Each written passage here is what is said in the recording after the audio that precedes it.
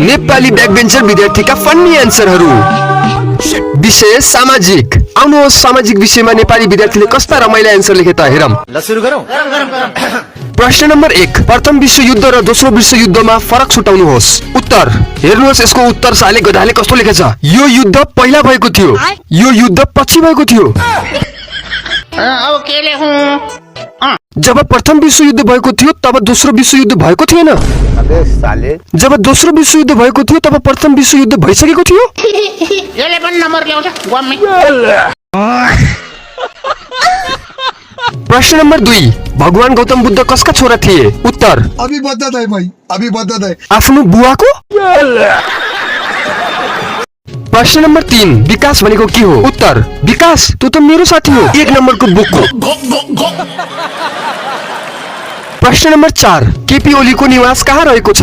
उत्तर। हो, यही कुरा नथाहा पाएर त बाँचे सालेहरू अस्तिको जेन्जीको आन्दोलनमा चोर खातेहरू जय नेपाल सर।